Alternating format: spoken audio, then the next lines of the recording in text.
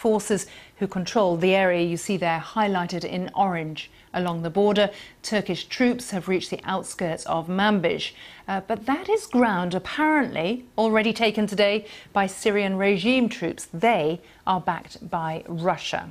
A lot moving. Let's talk to Wa'el Alzayat, who was a senior advisor to the former US ambassador to the UN, Samantha Power.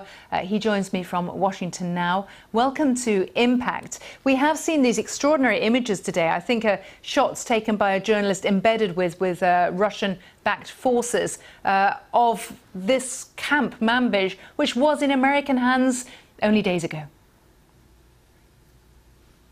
Thank you for having me. Yeah, this is, as an American and a former diplomat, this is quite devastating to see former U.S. bases literally handed over to the Russians. And it's an unfortunate turn of events that only goes to show what a terrible, terrible decision it was by President Donald Trump to arbitrarily greenlight these operations without coordination with his top advisors and security officials.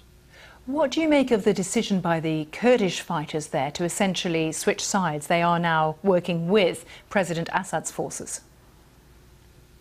It's understandable, given that they viewed that they had very little options, but we really need to understand the history of the YPG. These Kurdish militias have always been at odds with not only Turkey, but also with the Syrian revolution and the Syrian opposition, and at times they've even coordinated with the Syrian regime, most famously during the siege of Aleppo, where they helped the Syrian regime strangle the Syrian opposition, which eventually led to the fall of the city. So they're looking after their own interests, and we should be very clear about that, hence why they made that deal with the Russians and the regime. And what about Turkey's interests? We've heard again from President Erdogan today being very sure that he's going to keep pursuing his interests. Do they involve Turkey staying, pushing further? What do you make of it? It really remains to be seen, and it depends on what kind of resistance the Turkish military and its Syrian Arab forces face, particularly from the Russians and the Syrian regime. The Turkish objective ideally is to create this buffer zone and to repatriate some 2 million Syrians to that region. But if they face stiff resistance, their original goal of ending the Kurdish project along the northern border of Syria would have been accomplished. And so I can see them retreating or abandoning these very same forces they're using right now if they've achieved that objective. And meanwhile, as we look at what's happening on the border between Turkey and Syria, Vice President Mike Pence and Mike Pompeo saying we're going to continue with our trip to Ankara to try to persuade the Turks to pull back. I mean, perhaps it's not surprising that the Turkish leader is being quite sharp with them.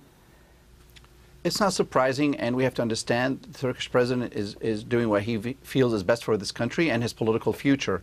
That's the reality of Turkey and its politics.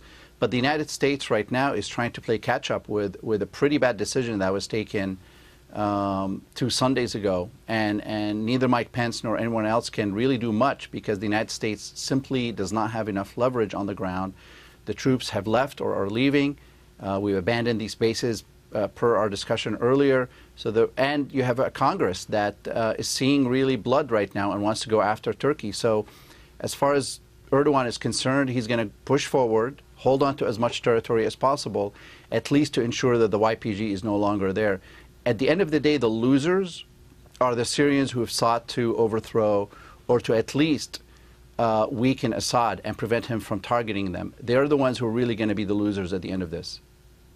And I suppose those who gain are above all the Russians, who are reasserting a lot of influence in new territory. So it seems. Russia, without firing a single shot, is being handed over very hard-won territory that 80-plus nations fought for many years against ISIS, the Islamic State.